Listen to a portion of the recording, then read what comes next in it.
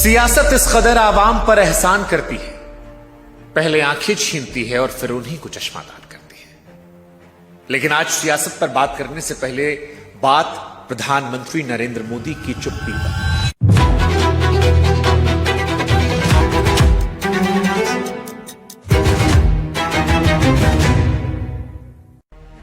और इस चुप्पी को समझने के लिए आपको मनमोहन सिंह को याद करना पड़ेगा। वो मनमोहन सिंह जिन्हें 10 साल तक देश ने मौन मोहन सिंह कहकर मजाक उड़ाया, क्योंकि वो 2G घोटाले पर खामोश थे, कोयला पर खामोश थे, कॉमनवेल्थ गेम्स पर खामोश थे, हर बड़े मसले पर खामोश थे। और तब सारा देश कहता था कि प्रधानमंत्री बोलते क्यों नहीं है। आज हम और आप 2026 में हैं, लेकिन सवाल वही है, बस नाम बदला है। और आज भी जनता पूछ रही है कि मोदी जी आप चुप क्यों हैं। यह सवाल बड़ा महत्वपूर्ण है, क्योंकि आज सड़क से लेकर संसद तक जो कुछ दिखा वो 30-50 साल में दिखा नहीं था। आज अफरा तफरी चारों तरफ थी, लाठीचार्ज हो रहा था, छात्र लाठियां खा रहे थे, पुलिस वालों को भी चोट आ रही थी, भीड़ में पत्थर चल रहे थे, बैरिकेड टूट रहे थे। नेपाल, बांग्लादेश, श्रीलंका में जो कुछ हुआ था उसकी झलकियां दिखाई पड़ रही थी। मेट्रो से लेकर सड़क तक अफरा तफरी थी और ऐसा लगा कि आज फिर से जनता को यह एहसास हुआ कि संसद का रास्ता जो है वो सड़क से होकर जाता है। और जो तस्वीरें आई वो ऐतिहासिक थी। वो ये बता रही थी कि नई संसद की दीवारें भले ऊंची बनाई गई हैं, लेकिन इतनी भी ऊंची ठीक नहीं है कि आवाज ही ना पहुंचे। इमारत नई हो सकती है, लेकिन सवाल वही पुराना है कि जनता से संसद है और संसद जनता से इतनी ऊंची ना हो जाए कि वो ना सुन पाए। और अगर नहीं सुन पा रहे तो फिर क्या शोर मचाना जरूरी है? और क्या वो शोर जानबूझकर नहीं सुना गया या जानबूझकर अनसुना कर दिया गया, या वो आवाजें पहुंची नहीं?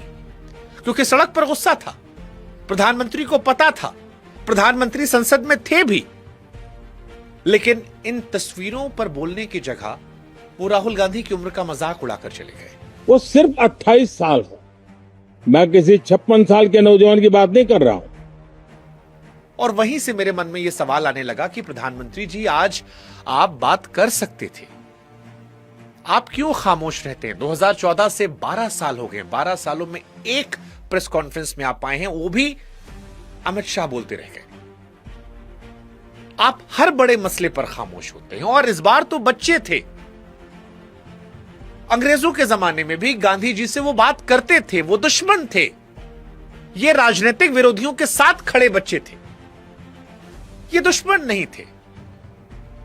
आप इनसे क्यों नहीं बात कर सकते थे? और जब मैं राजनीतिक विरोधी कह रहा हूं तो मैं जानता हूं लोग कहेंगे राजनीतिक प्रोटेस्ट था, उनकी बात भी मान लेता हूं कि चलो ठीक है, मंच पर राजनीतिक लोग थे, लेकिन वो जो लाखों की भीड़ थी वो सब नेता नहीं थे। और अगर वो छात्रों के नाम पर राजनीति कर सकते थे तो सरकार छात्रों के नाम पर संवाद क्यों नहीं कर सकती थी? पॉलिटिकल पार्टीज की मजबूरी होती है राजनीति करना, मान लेता हूं मैं, वो कर रहे होंगे, लेकिन सरकार की जिम्मेदारी होती है डेमोक्रेसी में संवाद करने की, बात करने की। और जो ताकत आज नरेंद्र मोदी साहब की पुलिस ने बैरिकेड में झोंकी, क्या वो ताकत संवाद में नहीं लग सकती थी? और अगर लग जाती तो क्या हो जाता? एक मेज 2 कुर्सी इतना काफी था। आप खुद सोचकर देखिए, जितनी मेहनत सरकार ने लाठी का खर्चा उठाने में लगाई होगी, क्या वो लफ्जों के खर्चे से महंगी होती? लेकिन फिर भी लाठी चुनी गई। मैं फिर कह रहा हूं, आप में से कुछ लोग आओगे, कहोगे यार आरोप तो हर सरकार पर लगते हैं। मान लिया 100% सही है, लेकिन लोकतंत्र में भाई साहब जवाबदेही नाम की भी तो कोई चीज होती है। और खास तौर पर उस प्रधानमंत्री से जो सबसे ज्यादा संवाद करके सत्ता में आए, सबसे ज्यादा सवाल खड़े करके सत्ता में आए, जिन्हें जनता ने अपना प्रधानमंत्री मानकर ही वहां तक बैठाया, तीसरी बार तक पहुंचे हैं, क्या वो एक अपील नहीं कर सकते थे? इसीलिए आज सवाल केवल आरोप का नहीं, आज सवाल एहसास का है। वो एहसास जो टपरी से उठकर सड़क संसद तक पहुंचा, वो एहसास जो सरकार के विरोधियों के साथ साथ सरकार के अपने लोगों में पहुंचा। और आज हर कोई देश में पूछ रहा है कि मोदी जी बात तो कर सकते थे ना आप, इसमें क्या ऐसा था? कितने सारे लोगों का खून बहा, कितने लोग चोटिल हुए, कितना नुकसान हुआ, बात करके 10 मिनट में यह सब सुलझाया जा सकता था, और जब बात नहीं हुई, चुप्पी हुई, तो आज इस चुप्पी को हम तोड़ेंगे। नमस्कार, मैं हूं शुभांकर मिश्रा और आज का वीडियो बड़ा महत्वपूर्ण है, इसलिए हाथ जोड़ के आपसे विनती कर रहे हैं कि 2-4-5 मिनट मत देखिए, या तो अभी छोड़ दीजिए या बैठ के पूरा सुनिएगा, क्योंकि यह संवाद होना जरूरी है और यह संवाद सरकार के आलोचकों और सरकार के समर्थकों दोनों को समझना जरूरी है। इसलिए हम आपसे हाथ जोड़कर रिक्वेस्ट करते हैं कि आज प्लीज आप ये वीडियो पूरा सुनिएगा। और एक और गुजारिश कर रहे हैं कि जब देश इतना दिलेरी दिखा रहा है, हम इतनी दिलेरी दिखा रहे हैं और प्रधानमंत्री नरेंद्र मोदी जी की चुप्पी का हिसाब मांग रहे हैं, तो हमारे व्हाट्सएप चैनल से जुड़िएगा ताकि हम आप तक अपनी ये वीडियोस पहुंचा सकें और आप इसे देश में आगे बढ़ा सकें, ताकि ये संवाद बढ़े यार, ये चुप्पी टूटनी चाहिए। मेरे व्हाट्सएप चैनल का लिंक मैंने डिस्क्रिप्शन में दे दिया है, आप जुड़ेंगे तो मेरी ताकत बढ़ेगी, हौसला अफजाई होगी। अब सीधे शुरुआत करते हैं। देखिए, शुरुआत में मैंने कहा था कि मान लेते हैं कि ये प्रोटेस्ट राजनीतिक है, क्योंकि लिस्ट फॉरवर्ड हो रही है ट्विटर से लेकर इंस्टाग्राम, व्हाट्सएप पर कहा जा रहा है कि भीम आर्मी, आयसा, समाजवादी पार्टी, आम आदमी पार्टी और कुछ और लेफ्ट के संगठन जो हैं वो मिलकर सीजेपी की भीड़ में आ रहे हैं। मान लेते हैं हम यही सच है, मंच पर झंडे यही होंगे। ये भी मान लेते हैं किसी का मकसद अपना चेहरा चमकाना होगा, किसी को अपने राज्य में चुनाव जीतना होगा, किसी को अपने आप को रिवाइवल करना होगा, मान लिया। लेकिन अब एक सवाल हम आप लोगों से पूछते हैं, वो जो नीचे भीड़ थी, लाखों की भीड़, वो क्या थी? और आपको क्या लगता है, इस देश के छात्र इतने बेवकूफ हैं, किसी पार्टी के एक फोन पर वो लाठी खाने पहुंच जाएंगे, अपना करियर बर्बाद करने पहुंच जाएंगे, आंसू गैस के गोलों के सामने खड़े हो जाएंगे, हफ्ता भर जंतर मंतर पर बैठे रहेंगे? अरे भाई साहब, किराए की भीड़ शाम को घर लौट जाती है और जो बनी रहती है ना, वो दर्द वाली होती है, और दर्द किराए पर नहीं मिलता साहब। बहुत सारे वहां पर अभिभावक थे, बच्चे थे, छोटे छोटे बच्चे थे। आदमी अपना छोटा बच्चा लेकर क्यों आएगा? उन आंसुओं की रिहर्सल नहीं की गई है। और एक और बात, राजनीति भीड़ के पीछे तब आती है जब भीड़ पहले से खड़ी हो। अक्सर मुद्दों पर राजनीतिक पार्टियां आग नहीं लगाती, वो आग देखकर हाथ सेकने आती है। और आग किसने लगाई? उस पेपर लीक ने, जिसे खुद शिक्षा मंत्री धर्मेंद्र प्रधान ने माना है। अगर सच में यह मंच केवल राजनीतिक था तो कितना आसान था सरकार के पास इसे खाली करवाना। आप जाते, बात कर लेते, ये एश्योर कर देते कि दोबारा नहीं होगा। एक मंत्री जिसकी अगुवाई में मल्टीपल पेपर लीक हुए हैं, उनको हटा देते। इतनी सी मांग थी ना। इस देश में पहले भी नैतिकता के आधार पर इस्तीफे हुए हैं, लेकिन यह नहीं किया गया। राजनीति को मौका किसने दिया? प्रधानमंत्री की खामोशी ने। सरकार की चुप्पी वो खाद होती है जिस पर हर पॉलिटिकल पार्टी की फसल लहलाती है, और यही देखने को मिला। इसलिए जो झंडा गिन रहे हैं कि समाजवादी पार्टी वाला था, आम आदमी पार्टी वाला था, जेएनयू वाला था, उनसे फिर मैं कहूंगा, सवाल यह पूछो कि बात क्यों नहीं हुई और मोदी जी बात क्यों नहीं करते। और यही आज का हमारा टॉपिक है। भारत के प्रधानमंत्री बनने के बाद नरेंद्र मोदी जी बात क्यों नहीं करते? आज इस विषय को हम एक्सपोज करेंगे। शुरुआत नीट से ही करते हैं।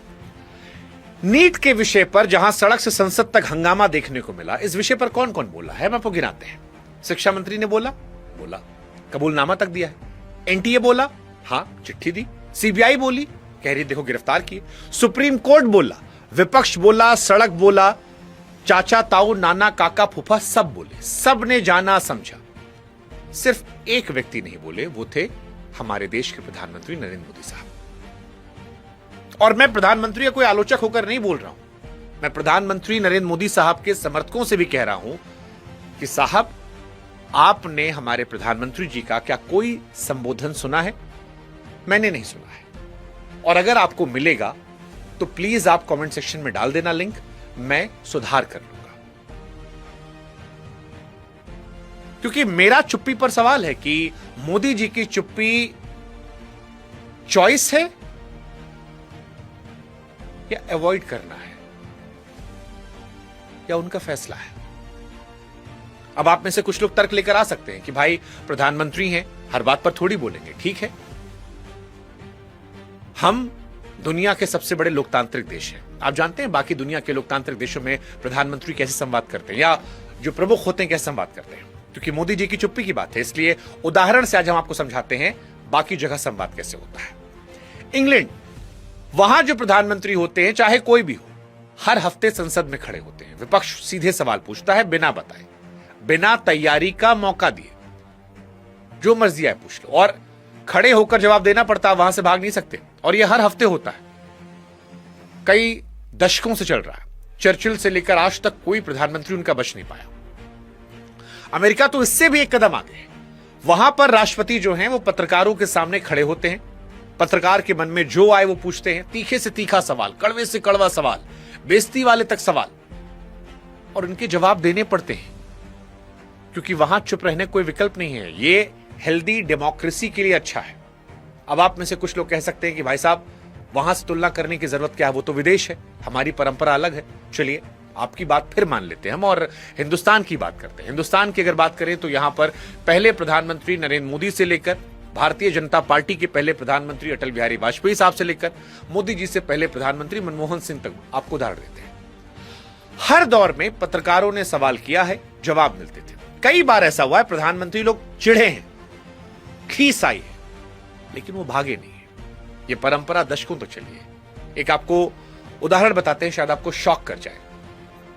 वो मनमोहन सिंह साहब जिन्हें देश ने मौन मोहन कहा था, वो भी प्रेस कॉन्फ्रेंस करते थे साल दर साल पत्रकारों के सामने बैठकर। इनफैक्ट जाते जाते जनवरी 2014 में विदाई की प्रेस कॉन्फ्रेंस भी उन्होंने की थी, जहां पर 100 से ज्यादा पत्रकार थे, तीखे सवाल थे, और वहीं पर मनमोहन सिंह साहब ने वो लाइन कही थी जो इतिहास में दर्ज हो गई कि इतिहास एक रोज मेरे साथ इंसाफ करेगा।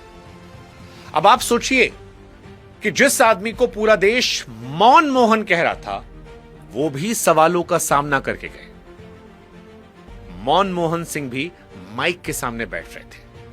लेकिन आज आंकड़ा बताऊं आपको मैं, साल 2014 से लेकर आज तक एक भी ऐसी प्रेस कॉन्फ्रेंस नहीं हुई है जहां पर प्रधानमंत्री नरेंद्र मोदी साहब अकेले खड़े होकर पत्रकारों से संवाद कर रहे हो। 12 साल मेरे दोस्त, 12 साल। और ये मैं अपनी मर्जी से नहीं कह रहा हूं, ये रिकॉर्ड है।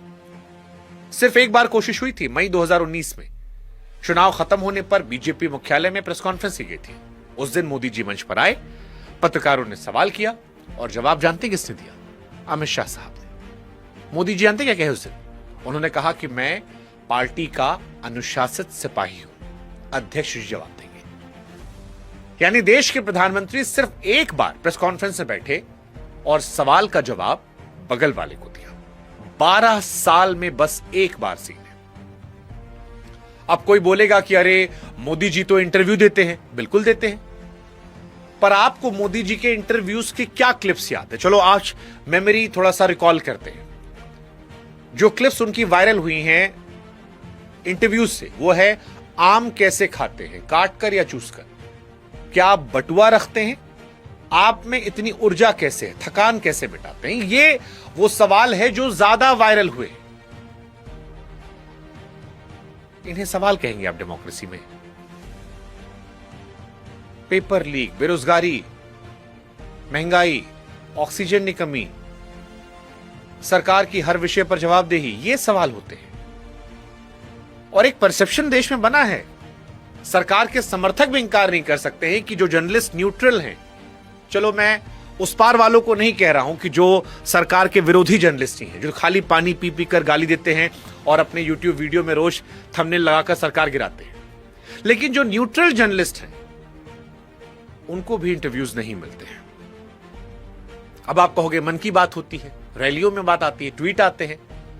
अरे भाई साहब फर्क समझिए, मन की बात में सवाल चूज की जा सकते हैं या अपने मन की बात होती है, कोई पूछता नहीं है। रैली में कोई पूछता नहीं, ट्वीट एक तरफा संवाद है, बोला जा रहा है, लेकिन सिर्फ वहां पर जहां पर सवाल नहीं पूछ सकते। और यह संवाद नहीं है, यह भाषण है। संवाद दो तरफा होता है, एक बोले दूसरा पूछे, लेकिन आज सिर्फ एक तरफ से आवाज आती है।